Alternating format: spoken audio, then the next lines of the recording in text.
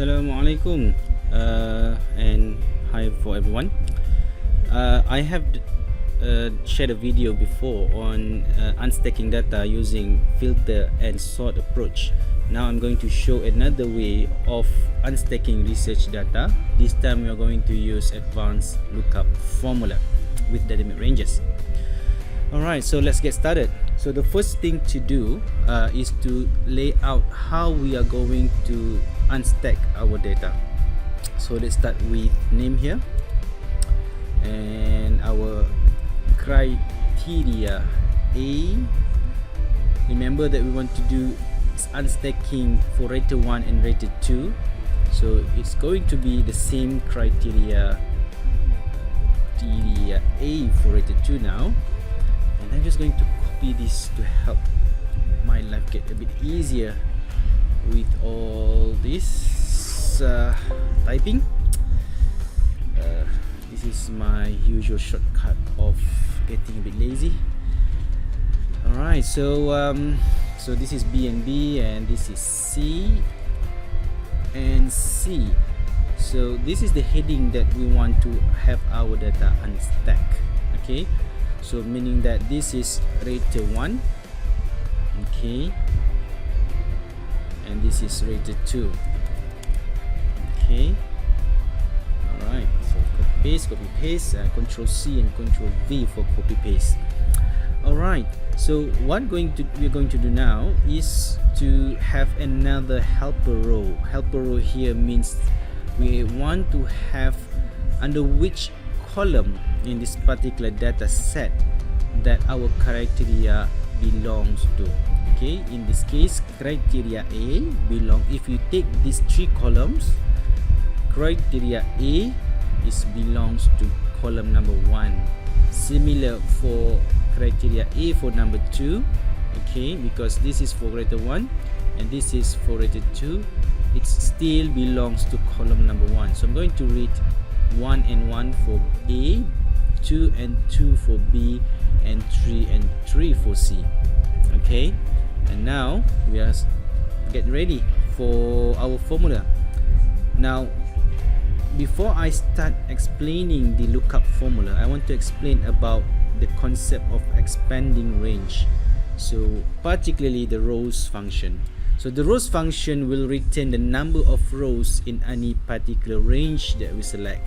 For example, if we select these two columns, okay, P9 and P10, close parenthesis, it will return 2 because there are 2 rows for this particular range. Okay, similarly, if instead of P9 and P10, if we make it a bit larger range, okay, now become P11, P9 to P11, if you click enter, now the rows function will return 3, so it will return the number of rows in particular range. Now the beauty of this function in expanding range is, let's say we start with row P9 to row P9, so P9 in itself, so there's only one row, yeah, okay. But if we fix one of them, okay, let's put function F4 to fix P9 and we click enter, okay, it will still return 1. But look at what happened if we start expanding the range. It will return 2, 3 and 4. The reason is P9 and P9 is 1, but because we lock with F4 for the first part of the range, if we go for the second one, it's now become P9 and P10. P9 does not change, but P9, the second one, changed to P10. Because they are P9 and P10 now, the rows function returns 2. And you can imagine the third one, P9 and P11, the third function, sorry, the rows function now return 3, and so on. So this is what we call expanding range, because as we drag further, the rows function will always increase. Okay, so now we understand about expanding range. We will manipulate this function in our lookup formula. Alright, let's start with getting the name from the first column. So which index? Index function is about getting return for any particular values of cell that we select. In this case, we want to have from all of this range index function, okay, and we need to fix it again with F4. So again, F5 and F18, we fix all of them. Okay, now index require the second argument, meaning that which row we want to get the values from. So for example, we want to get the first name, so we want to get number 1. Okay, so that will AA. For the second one, if we drag further, it will still return AA because the formula does not change. It still return 1. Okay, because we see this exactly is the same formula, but what we want is actually now is rows number 3. Okay, because we want the next one after AA is BB. Okay, alright. Similarly, after row 3, the next one we want is row number 5, because we want this one, this one, this one, and this one. Essentially what we want is 1, 3, 5, and 7 every time we drag one out, one down. Okay, so that's how the rows function will become handy. So what we'll do is, okay, I'm going to delete this. I'm going to manipulate rows function here, rows A1 and A1. Okay, so that means A1 to A1, I'm going to fix the first A1, okay, with F4. Okay, but now what I'm going to do, A1 in A1 will return 1. For rows function A1 to A1 will return 1. I'm going to times 2, so now it becomes 2, but then after I times 2, okay, I want to minus 1.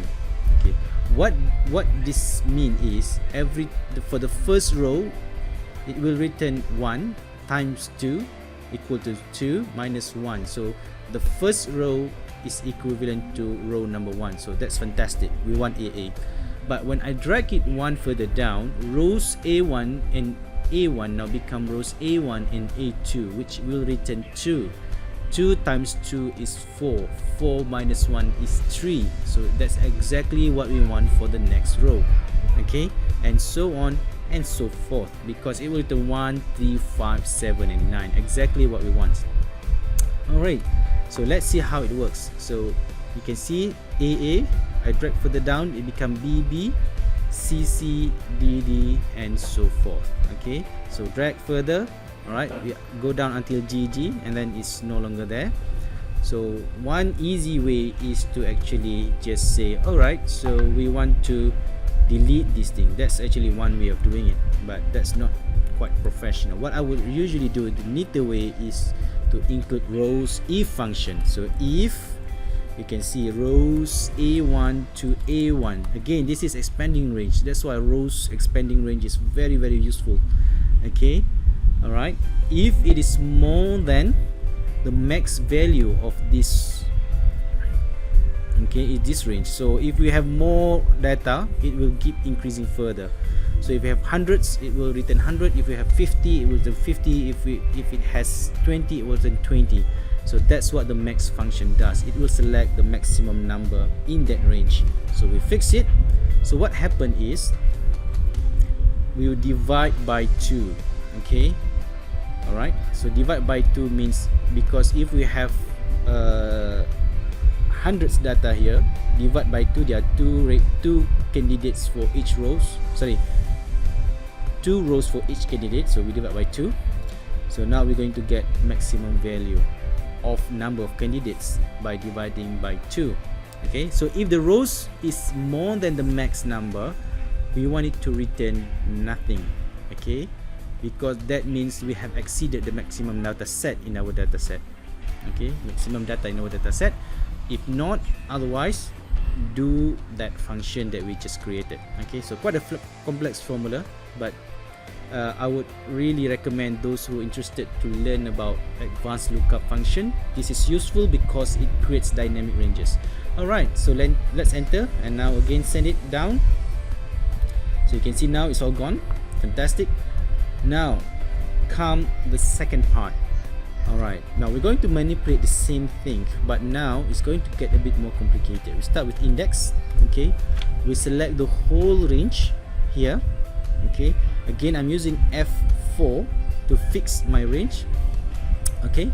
And the first thing we need to consider is now with rater number 1, it's taking the odd rows for particular criteria A. So you can see criteria A is actually row number G1, sorry, G5, G7 and so on. So 1, 3, 5 again.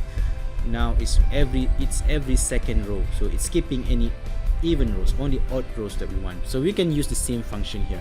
So rows A1, again we fix the first row to make it expanding range, alright, times 2 minus 1 and enter. Okay, again as per range here, we're going to include if rows A1, okay, we're going to fix this one, is more than the maximum number of this range. So we're going to fix this max, don't forget the max function, divide by 2. If it is more than half of that max number, return 0 or return nothing, meaning that we have exceeded the maximum number of candidates. Otherwise, so this is supposed to be 75. We're just going to fix this. Otherwise, execute this function.